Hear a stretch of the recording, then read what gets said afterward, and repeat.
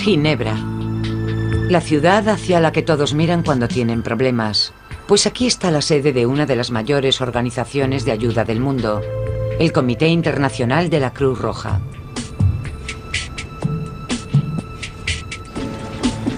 Así conocemos a la Cruz Roja, médicos y enfermeras abnegados, un rayo de esperanza en una guerra horrenda. Pero para los que más ayuda necesitaron en ella, toda esperanza fue en vano.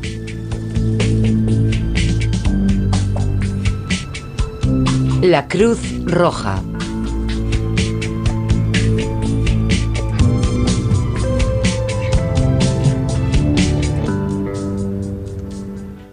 Sí que pudieron haber ayudado. Podrían haberle revelado al mundo lo que de verdad estaba pasando. ¿Que por qué no hicieron nada? Deberían y podrían al menos haber organizado una campaña mundial. Podrían haber hecho más, aprovechando su nombre, aprovechando su fama internacional.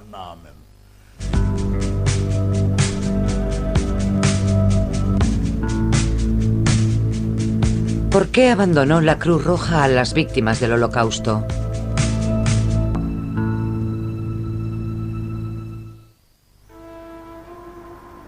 ...1933... Los nazis acaban de asumir el poder en Alemania cuando el Comité Internacional de la Cruz Roja se instala en la Villa Moynier, en el lago Le Mans. Aquí trabaja en una reforma de la Convención de Ginebra. Sobre todo las mujeres del comité, tras la experiencia de la Primera Guerra Mundial, quieren que la Convención también proteja a los civiles. Presentan su propuesta en la 15ª Conferencia de la Cruz Roja, celebrada en Tokio en 1934. Garantiza la misma protección internacional para los civiles detenidos que para los prisioneros de guerra, pero se aplaza su aprobación. Pocos de los presentes consideran que sea algo urgente.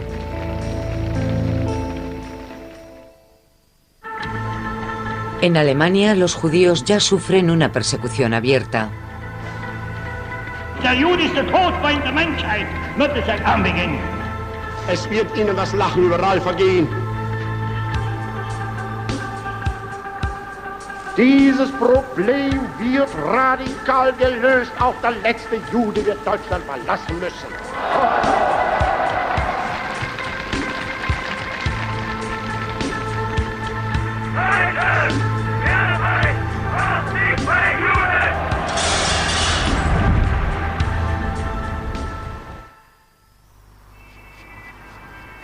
Tras la noche de los cristales rotos en la que mueren 400 judíos, cada vez acuden más personas desesperadas a la Cruz Roja de Ginebra. Un hombre llamado Max Braun escribe en diciembre de 1938. En los campos de concentración de Alemania, donde miles de judíos languidecen en la miseria por el solo motivo de ser judíos, las condiciones de vida son infrahumanas y carentes de la higiene más elemental. La Cruz Roja Internacional no debería seguir callada. Pero el comité sigue en silencio. Su presidente, Max Huber, minimiza el asunto.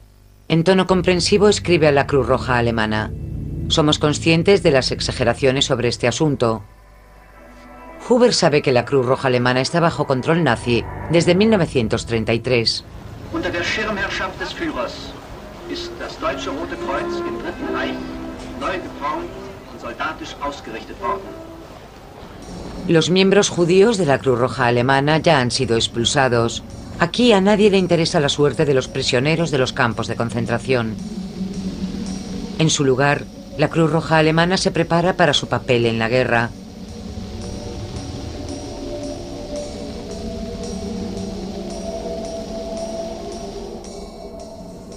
Max Huber calla respecto al horror nazi. Y no solo es el presidente de la Cruz Roja Internacional, también del Tribunal Internacional de La Haya. Pero como presidente administrativo de dos compañías suizas importantes, Huber también hace negocios con la industria armamentista alemana. El presidente del Comité Internacional de la Cruz Roja, Karl Jakob Burckhardt, también siente gran afinidad hacia Alemania. Hasta el estallido de la guerra en 1939, es el alto comisario de la Liga de Naciones en Danzig. Sus primeras reservas sobre el nacionalsocialismo alemán pronto quedan olvidadas. Lo cual queda claro en 1933, cuando el gobierno suizo se niega a recibir a Goebbels oficialmente en la reunión de la Liga de Naciones. Burckhardt intercede. No tiene reparo en confraternizar con los nazis, ni ahora ni más adelante. Como suizo de habla alemana, Burckhardt se inclinó hacia los alemanes desde muy pronto. Era admirador de la cultura alemana, incluidos algunos aspectos del nacionalsocialismo, como son el antisemitismo, la oposición a la Unión Soviética, etc. Burckhardt sabe muy bien cómo tratan los nazis a sus adversarios. En 1935 ve al Premio Nobel de la Paz Karl von Ossietzky en el campo de concentración de Stavanger, una figura temblorosa, pálida y demacrada, con los sentidos embotados, un ojo hinchado y los dientes rotos. Así describe a Ossietzky en sus memorias tras la guerra. En mayo de 1936 el Führer invita a Burckhardt a ir de nuevo a Alemania.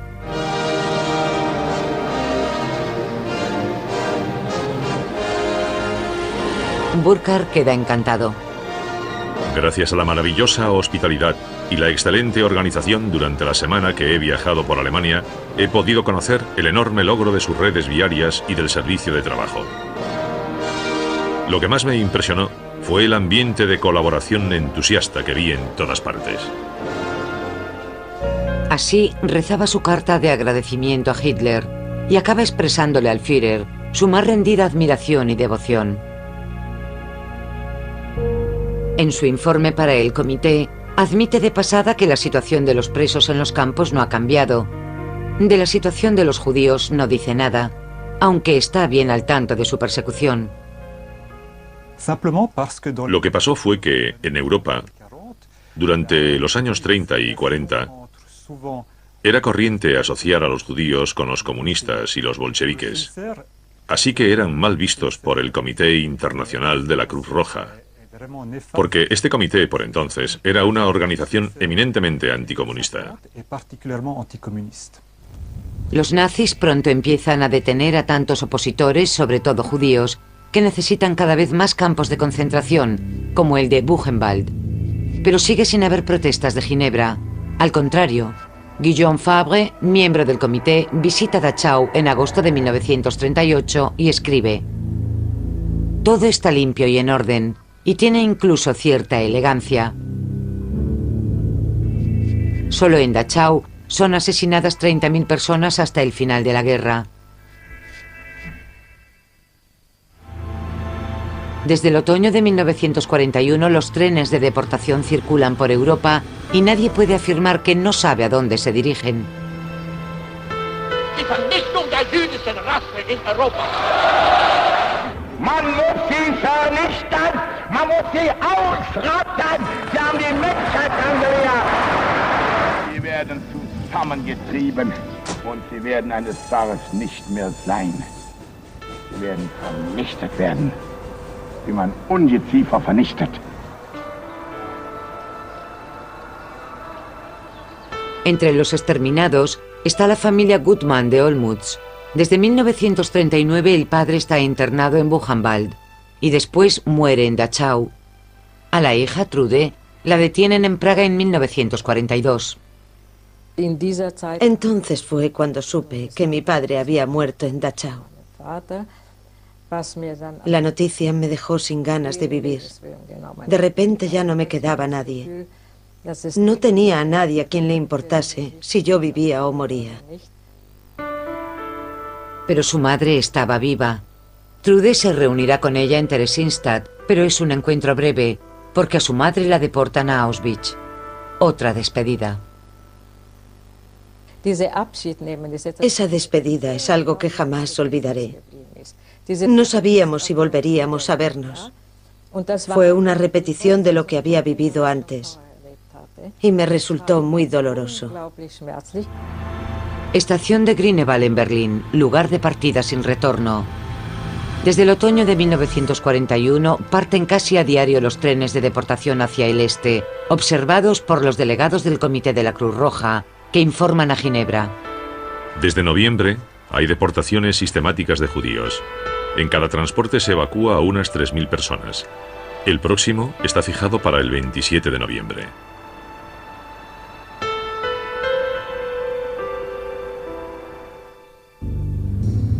En abril, según los delegados de Ginebra, ya no quedarán más judíos en Berlín. El Comité Internacional de la Cruz Roja, instalado en el Hotel Metropol desde el estallido de la guerra, no reacciona. Deben mantener la neutralidad y no tienen permiso para ayudar a los civiles.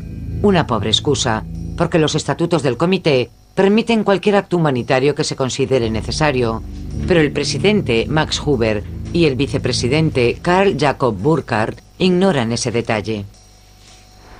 En la calle Wallenstetter, en Berlín, donde está la delegación de la Cruz Roja desde 1940, reina el asombro ante la indiferencia de los directivos de Ginebra.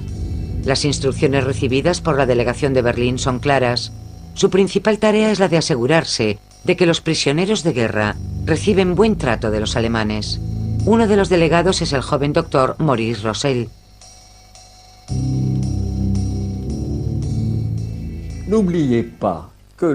No olviden que el Comité Internacional era responsable de 6 millones de prisioneros de guerra. Y su misión era comprobar que se respetaba la convención. Y sí que se respetaba. Porque quien no lo hiciese se arriesgaba a la venganza del adversario. Esa era la única autoridad que tenía el Comité de la Cruz Roja.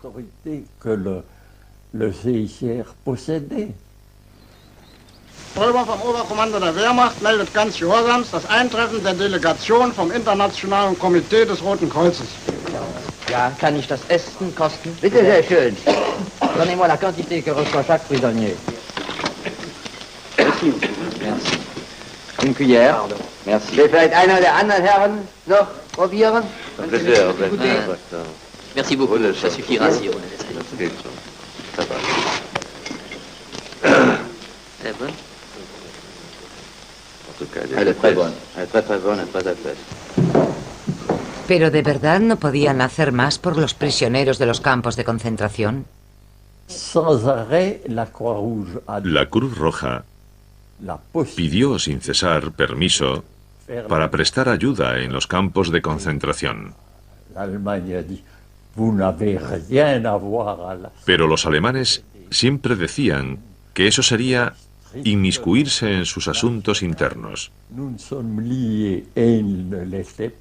y que la convención no se aplicaba a los prisioneros civiles. Aunque la Cruz Roja vela con celo por los prisioneros de guerra, el comité no hace nada por los de los campos de concentración.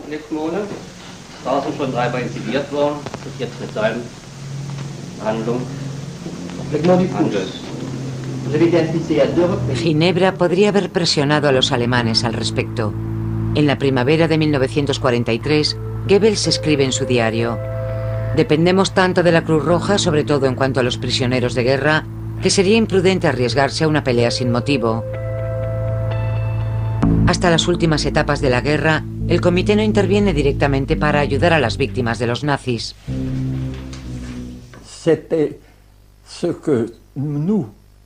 Eso era lo que nosotros habíamos estado esperando. No entendíamos qué estaba pasando en Ginebra. ¿Por qué la directiva no mostraba interés alguno? Hacen la vista gorda. Ni Burkhardt ni Huber quieren tener roces con los alemanes por culpa de los judíos y comunistas. Es falso que el comité no hiciese nada. Formuló peticiones, pero lo que sí faltó fue un verdadero compromiso de la directiva para ayudar a las víctimas de la persecución nazi. Una tarea importante del comité en esta etapa de la guerra es buscar a los desaparecidos, pero la búsqueda se limita casi totalmente a los arios. Millones de judíos han desaparecido sin rastro. En abril de 1942, la Cruz Roja alemana comunica que no puede obtener información sobre los noarios, así que no puede hacerse cargo de ninguna petición de búsqueda.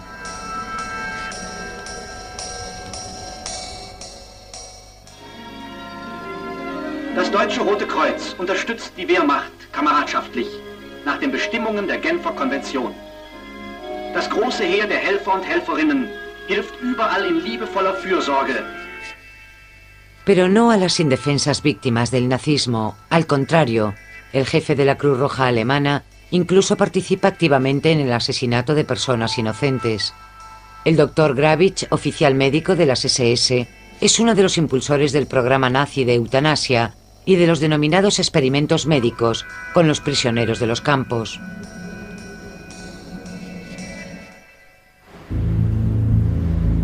En verano del 42, el Congreso Judío Mundial confirma sus peores temores en el Palacio Wilson. El director de la delegación de Ginebra, Gerhard Reigner, recibe información sobre el plan de la solución final. De inmediato transmite a Londres y Nueva York.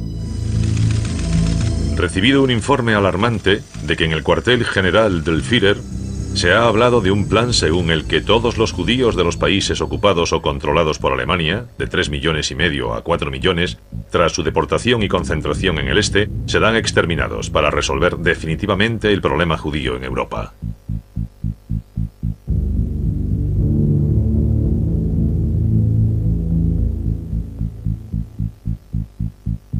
Gerhard Reigner también recurre a la Cruz Roja y, para su sorpresa, descubre que Burkhardt ya conoce el plan.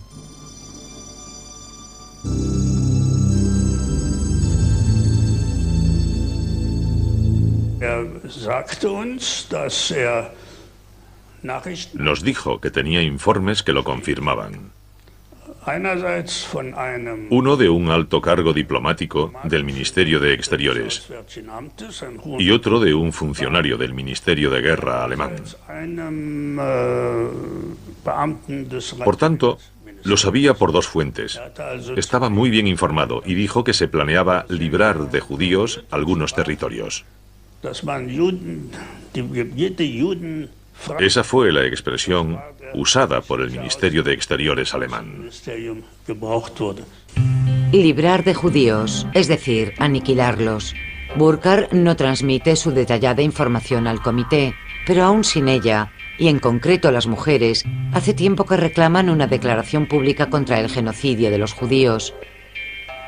A la votación del 14 de octubre del 42, en Ginebra, decide acudir Philipp Etter, miembro del comité y ministro del gobierno suizo. Está decidido a impedir la declaración. Cree que criticar a los alemanes podría causar la ocupación de la neutral Suiza. Burkhardt está de acuerdo. La principal razón dada fue que no beneficiaba a Suiza. Pero lo que también influyó fue que algunos miembros no sentían gran simpatía por los judíos. Y de hecho, luego se ha demostrado que eran también antisemitas. Burkhardt y Etter se salen con la suya. La mayoría vota contra la declaración pública pese a que a las mujeres advierten. El silencio del comité sería negativo y tendría las peores consecuencias y pondría en peligro su propia supervivencia. ¿Pero de qué habría servido una declaración? Sobre todo haría que el mundo se enterase. Y eso era importante, porque cuando los aliados declararon en diciembre de 1942 que los judíos europeos estaban siendo exterminados, muchas personas dijeron: es propaganda para perjudicar a Alemania, ¿por qué vamos a creérnoslo?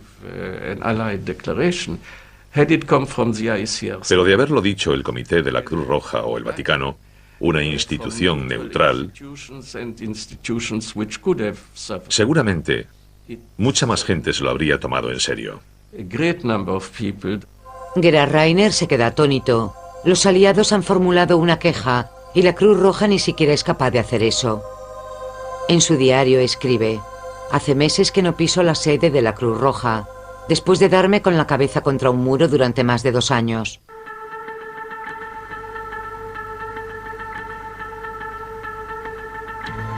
En febrero de 1943, la mayoría de las comunidades judías europeas han sido exterminadas.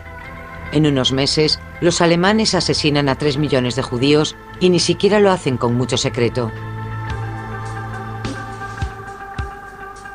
Wir haben in Europa, in dem uns zugänglichen Europa, die Judenfrage gelöst.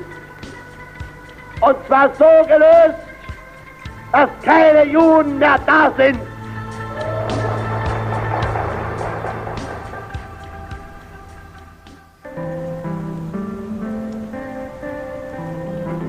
Cuanto más desesperada la situación de los judíos, más estricta es la política suiza respecto a los refugiados. A finales de septiembre del 42, los padres de Saul Friedländer intentan escapar a Suiza desde Nobel, en los Alpes franceses. Pero antes ocultan a su hijo de 10 años en un internado católico. El niño protesta, no quiere que lo dejen allí.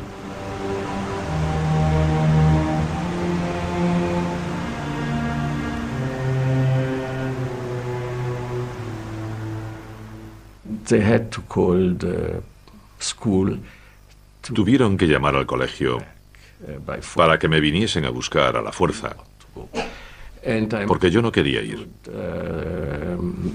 Creo que intuía que aquello era el final. Los niños, ya sabe, captan el nerviosismo, el miedo. Fue la última vez que vi a mis padres.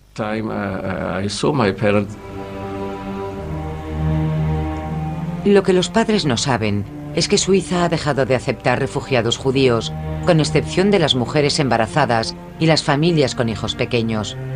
A los Friedländer los mandan de vuelta, los deportan a Auschwitz y allí son asesinados. El niño habría sido su salvación.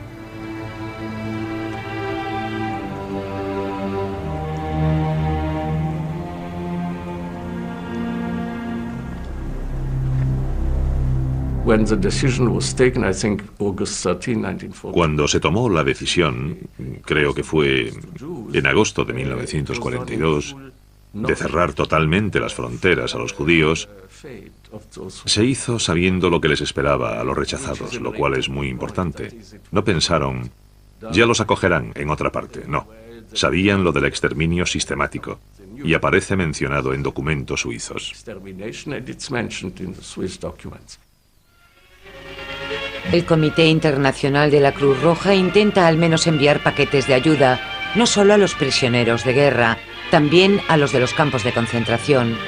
Es difícil porque los alemanes no dan información sobre los presos y deportados a los campos. El gobierno alemán nos dio permiso para enviar paquetes, siempre que tuviésemos los nombres de los destinatarios. Pero al principio no teníamos ningún nombre. No sabíamos quién estaba en los campos, de modo que hubo que investigar minuciosamente. Recuerdo la alegría cuando llegaron los primeros acuses de recibo de los campos de concentración. No solo estaban firmados por los destinatarios que habían sido identificados, otros prisioneros también habían añadido sus nombres. Y así pudimos reunir como 10 nombres más a los que el Comité Internacional de la Cruz Roja podía enviar paquetes. En Ginebra, el archivo de la Cruz Roja posee casi 100.000 de esos recibos, pero no son prueba de una exitosa operación de ayuda. Los prisioneros solo recibían alrededor del 10% de los paquetes enviados y los judíos casi ninguno.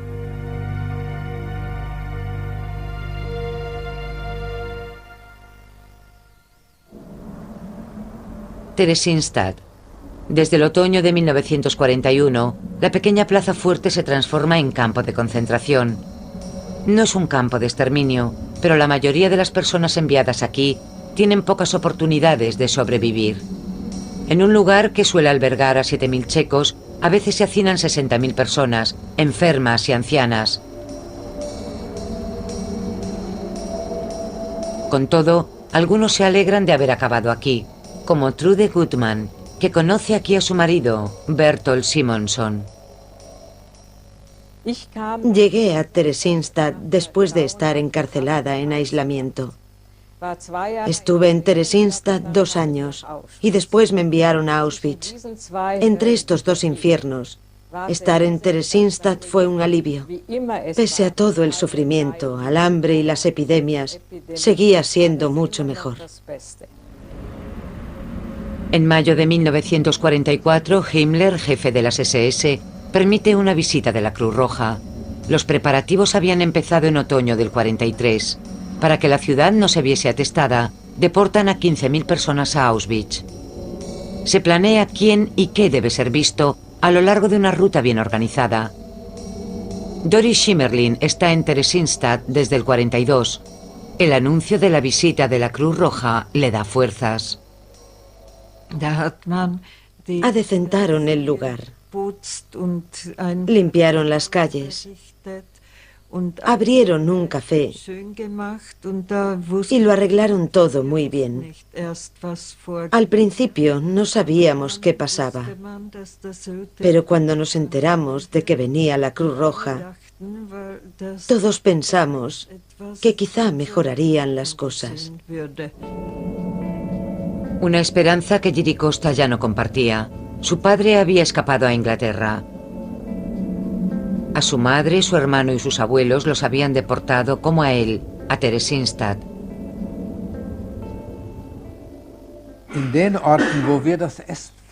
En los lugares donde repartíamos comida, no cambió nada.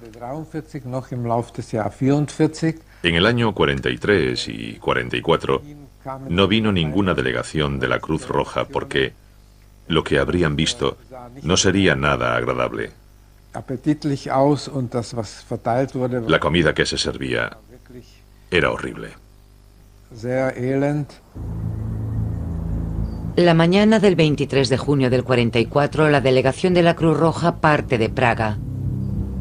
Los prisioneros llevan levantados desde las 4 de la madrugada, barriendo las calles para los ilustres visitantes, que resultan no ser tan ilustres. La Cruz Roja envía al delegado Rosell. Su jefe tiene cosas más importantes que hacer. Él sabía que si nos invitaban a ir a un campo, no habría nada que ver. Sabía que podíamos esperar. Es una farsa. A las 11 de la mañana empieza la gira. El delegado de la Cruz Roja hace fotografías. La puesta en escena es perfecta. En su informe, Rosell dirá que ha visto un pueblo común y corriente. Un edificio, por ejemplo, se presenta como escuela, aunque a los niños no se les permite asistir a clase. El coro deja impresionado a Rosell, que insta al comandante del campo a no dejar que se desintegre. El coro permanecerá unido hasta la muerte. Sus miembros son gaseados juntos en Auschwitz.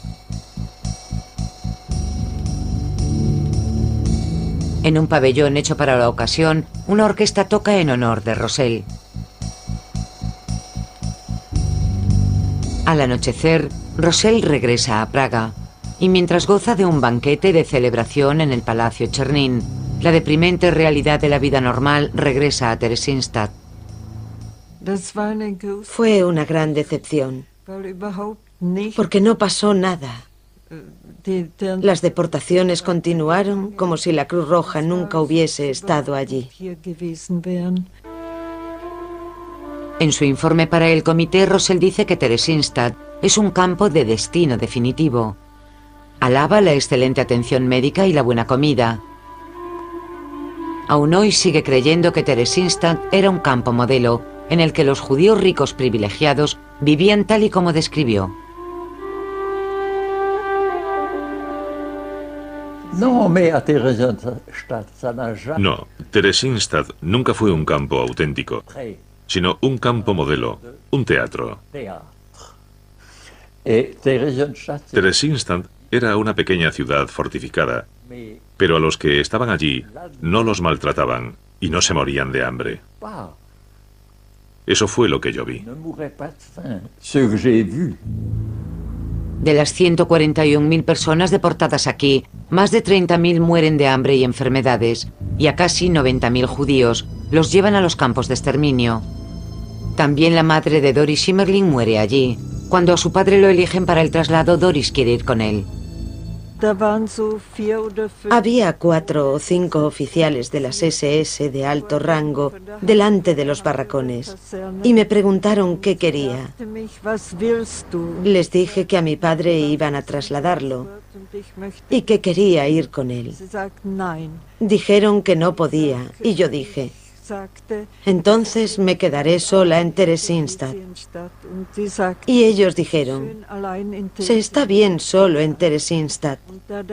En aquel momento pensé que eran crueles, pero debo admitir que me salvaron la vida.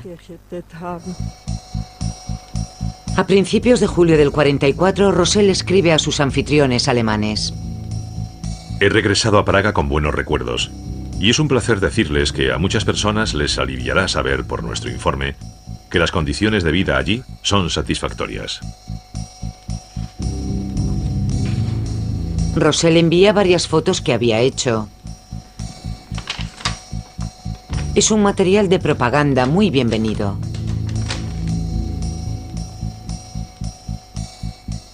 El destinatario felicita a Rosell por las fotografías y añade que le gustaría utilizarlas para refutar ante los extranjeros las supuestas atrocidades de Theresienstadt.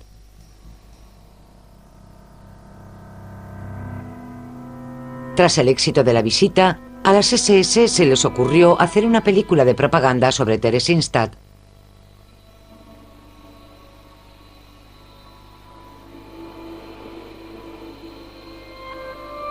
A Doris Schimmerling le permiten aparecer disfrazada de pastora. Solo salían en ella personas con buen aspecto, que aún estaban fuertes y sanas. A los viejos y a los enfermos había que ocultarlos. Creo que a la gente le gustó trabajar en la película, porque era un cambio de la vida del gueto, que no era ni interesante ni divertida. Pero pocos consiguen ver la película terminada. El único grupo que la vio por entonces fue la segunda delegación de la Cruz Roja, que visitó Theresienstadt en abril de 1945. E incluso ellos dijeron que era demasiado propagandista. Creo que fue la única protesta verdadera que llegó a expresar la Cruz Roja.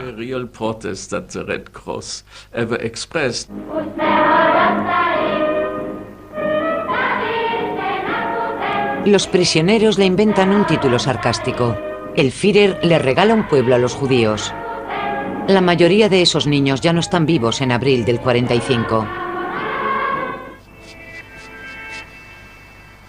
El Comité Internacional de la Cruz Roja sabe que los traslados a Auschwitz continúan y calla.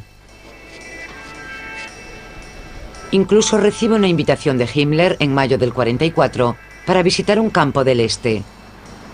La Cruz Roja no acepta la invitación, lo cual asombra a los alemanes. Eichmann temía que Rosell, el delegado de la Cruz Roja, pidiese ver el lugar al que iban los que partían de Theresienstadt hacia el este. ¿A dónde los llevaban?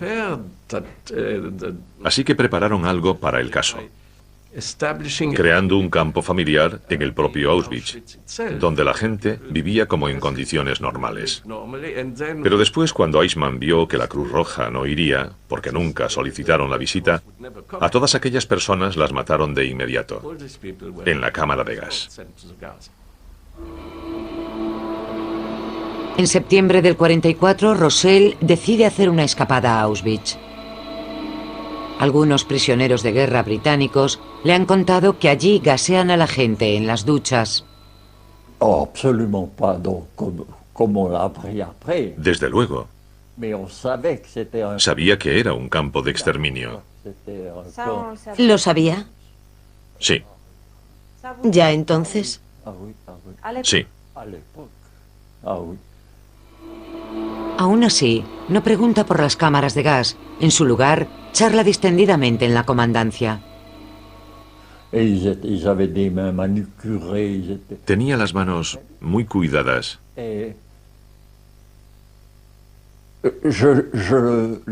Me dio la impresión de que estaban muy orgullosos del trabajo que hacían allí.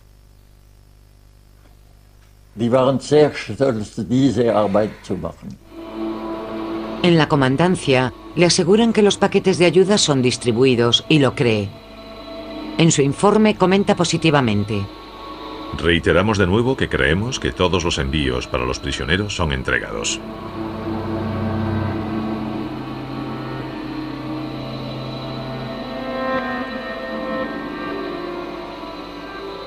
Jiri Costa va en el último transporte de Theresienstadt a Auschwitz. Allí se encuentra un conocido. Un hombre se nos acercó y nos dijo en checo: ¿vosotros sois de Theresienstadt? Mira allí, a las columnas de humo negro. ¿Sabéis de qué es? Ni idea. De los crematorios, y enfrente están las cámaras de gas. Tenéis suerte. Habéis sobrevivido. Otros están muertos o muriéndose. Trude Gutmann llega a Auschwitz en el mismo tren que Costa. Solo conserva recuerdos de la llegada. Cuando uno siente dolor, se desmaya. Y creo que el subconsciente también puede desvanecerse. En verano del 44, los detalles del genocidio son conocidos. Ginebra tiene un informe de 2 prisioneros de un campo de concentración que logran escapar de Auschwitz. La prensa suiza informa constantemente del exterminio de los judíos húngaros. El Comité Internacional de la Cruz Roja al fin tiene que ceder a la presión pública. Tras pedir ayuda, el gobierno húngaro consigue detener las deportaciones. El comité envía al delegado Friedrich Born a Budapest, y este ya no se queda al margen, cuando en otoño del 44 los alemanes se hacen cargo ellos mismos de las deportaciones de los judíos restantes. El símbolo de la Cruz Roja en los orfelinatos salva la vida de miles de huérfanos judíos. Hay que distinguir entre los miembros del Comité de Ginebra y los delegados del Comité Internacional sobre el terreno. Ahí es donde ves que de verdad hubo compasión. Los delegados veían el sufrimiento humano todos los días, y cuando ves sufrir a la gente, resulta terrible no poder hacer nada para ayudar.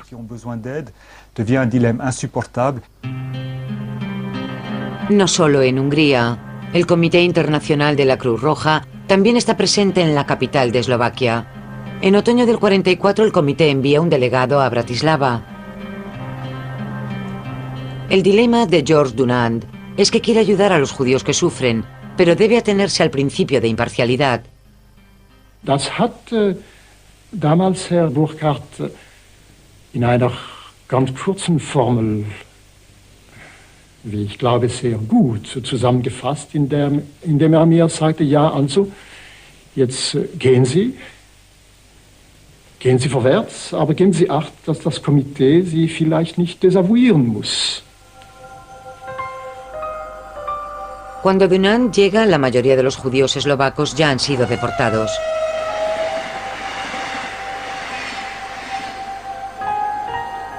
La Cruz Roja eslovaca ya había pedido ayuda a Ginebra en el 42, sin resultado. Ahora, en otoño del 44, de los 90.000 judíos eslovacos solo quedan vivos unos 5.000. Entre los supervivientes están Bumi Lasar y sus hermanos. Sus padres no lo consiguieron. En 1942 recibimos una carta de nuestra madre.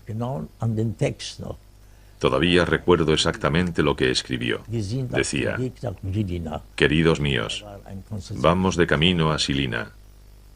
Žilina era un campo de concentración. Cuidaos mucho. Os queremos. Vuestros padres. Me quedé mirando la carta desesperado. No llevaba remitente y supe que mi hogar ya no existía.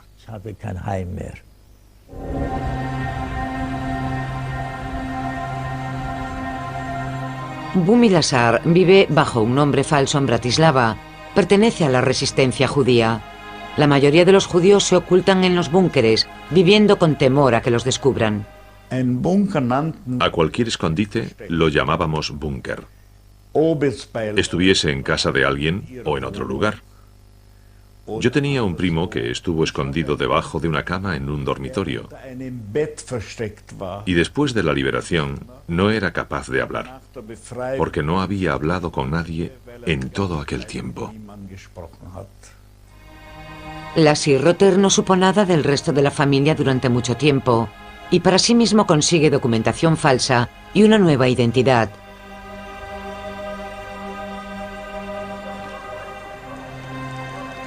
Desde la central de la Gestapo en el número 6 de la Edelgasse, el jefe de la unidad de asalto, Alois Brunner, persigue a todos los judíos que quedan en la ciudad. Todo el que acabe aquí puede darse por perdido.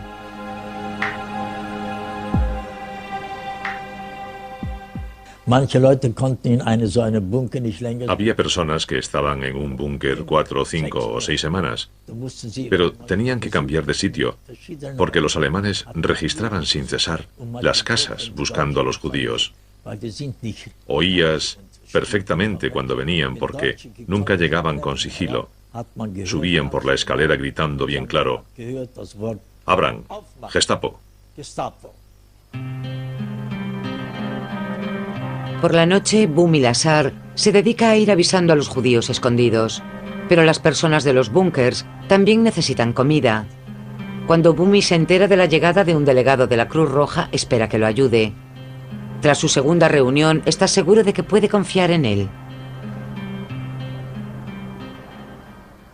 La segunda vez nos encontramos de nuevo en la calle, y él me dio dinero. Todo lo que le pedía me lo daba. Dunant entrega dinero ilegal de las organizaciones de ayuda judías, consciente de que Ginebra no lo ayudará si lo detienen los alemanes. En una ocasión fue a ver a Brunner queriendo ayudar a los judíos. Brunner le dijo: «Todo el que ayuda a los judíos huele mal». Entonces Dunant le preguntó: «¿Yo también huelo mal?» Y Brunner le dijo: «No demasiado».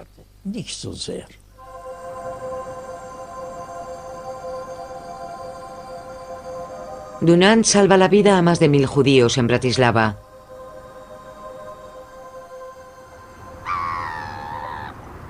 En Ginebra, ya nadie cree que Alemania pueda ganar la guerra. Al fin, el comité negocia con las SS para poder ayudar a los presos de los campos de concentración. Siguen muriendo miles a diario en los campos y en las marchas de la muerte. A unas semanas del fin de la guerra, el presidente del Comité Internacional de la Cruz Roja hace un trato con la derrotada Alemania nazi. Karl Jacob Burckhardt consigue permiso de las SS para que los delegados de la Cruz Roja lleven ayuda a los campos de concentración. Y los delegados permanecerán allí para asegurarse de que la ayuda llega en efecto a los que la necesitan. El 26 de abril, Louis Hefliger parte para el campo de Mauthausen. Allí oye rumores de que las SS planean matar a todos los prisioneros que están vivos. Hefliger sabe que las tropas estadounidenses están cerca de allí. ¿Lograrán llegar a tiempo? Hefliger no se lo piensa dos veces y va en busca de los soldados.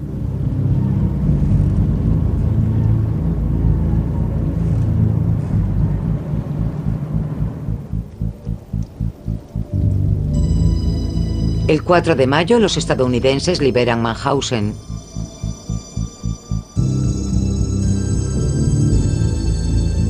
Louis Hefliger sabe que ha quebrantado las reglas y que Ginebra no lo apoyará. Tras la guerra, lo destituyen, según cree, por ese motivo. Desde el principio, sabía que lo que estaba haciendo estaba mal. Mal, según las normas escritas. Pero era lo correcto desde el punto de vista humanitario. Después de la Segunda Guerra Mundial, los civiles quedarán protegidos por la legislación internacional. Es zu erneuern und der grausamen Wirklichkeit des modernen Krieges anzupassen, hat der Bundesrat eine internationale Konferenz nach Genf einberufen. El 8 de diciembre de 1949 se firma una nueva Convención de Ginebra. Los reunidos deciden no aceptar a la organización de ayuda israelí Maguen David Adom en el seno de la Cruz Roja, una decisión no anulada hasta 2006, casi 60 años después.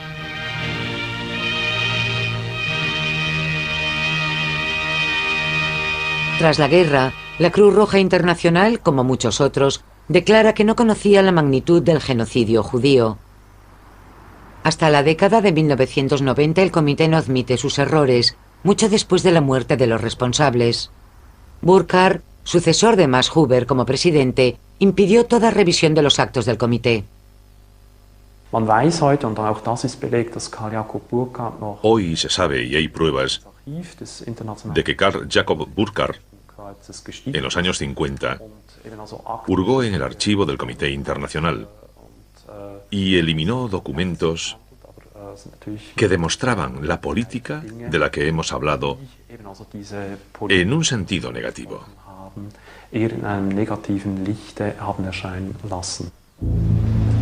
Tras la guerra, millones de refugiados están en marcha, víctimas del nazismo, gente sin hogar, desplazados. Pero los criminales nazis también quieren huir. Con nombres falsos solicitan un pasaporte a la Cruz Roja Internacional de Génova. Entre ellos, Otto Pape, alias de Erich Priebke, autor de ejecuciones en masa en Italia. Ricardo Clement, alias de Adolf Eichmann, el organizador del exterminio de los judíos europeos. Y Helmut Gregor, alias de Josef Mengele, que seleccionaba prisioneros en Auschwitz para experimentos médicos. Desde Génova viajan a Argentina. A Buenos Aires le interesan mucho los conocimientos técnicos alemanes. Los argentinos hacen un trato con el jefe de la policía suiza, Heinrich Rothmund. El problema era que los nazis estaban en Alemania. No podían salir de allí, porque las autoridades estadounidenses o británicas que ocupaban Alemania no les daban un visado de salida. Así que los argentinos le dijeron a Rothmund que si les permitía pasar a aquellos nazis por la frontera suiza sin documentos, se los llevarían a Italia, y también se llevarían a alguno de los refugiados que tenían en Suiza. Rothmund les dijo que tenían refugiados a unos 9.000 supervivientes de los campos de concentración y que no los querían, sobre todo a los judíos. Pero los argentinos dijeron: a los judíos no nos los llevamos, pero sí a alguno de los otros.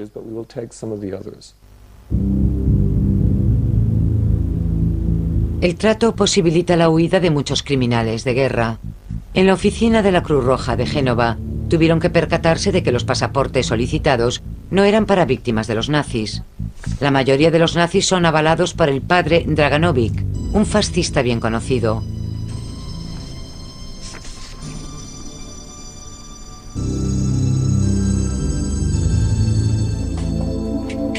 La Cruz Roja alemana se concentra tras la guerra en la búsqueda de los soldados alemanes desaparecidos. Muchas familias no saben si los maridos, padres o abuelos están vivos. La Cruz Roja hace lo posible por averiguar su paradero. Las víctimas de los nazis deben acudir al Servicio de Localización Internacional ubicado en Bad Arolsen. Los aliados ponen el servicio bajo la dirección de la Cruz Roja Internacional. Tras la guerra, todos los documentos confiscados relacionados con los crímenes nazis se traen aquí. Los expedientes de los campos, las listas de transporte y de los muertos, los carnés de los trabajadores forzados y demás información importante para los supervivientes y los parientes de las víctimas. Cada documento narra una historia y en muchos casos nadie sabe cómo terminan esas historias. Estos ficheros contienen datos de más de 17 millones de personas, todavía a la espera de que los analicen. Otra oportunidad perdida para el Comité Internacional de la Cruz Roja para ayudar a las víctimas. Hay miles de peticiones que llevan años de retraso. Muchos supervivientes del Holocausto han muerto sin conseguir respuestas. Ginebra nos enfrentó a la mala gestión del servicio de localización hasta el año 2006.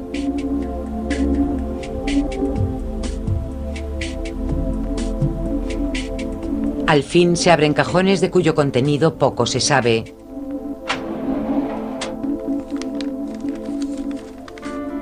Aparecen, por ejemplo, objetos personales que los prisioneros tuvieron que entregar cuando llegaron a un campo.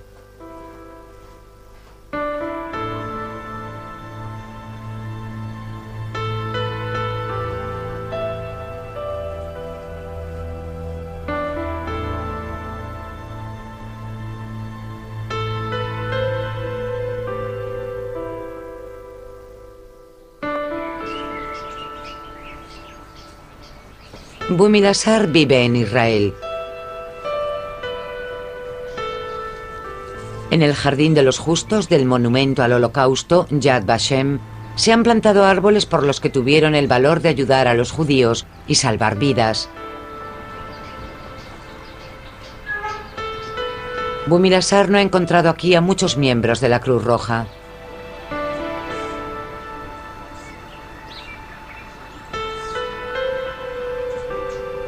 Otros tuvieron más valor. Ayudaron aunque no tenían obligación. Ayudaron porque era necesario y posible.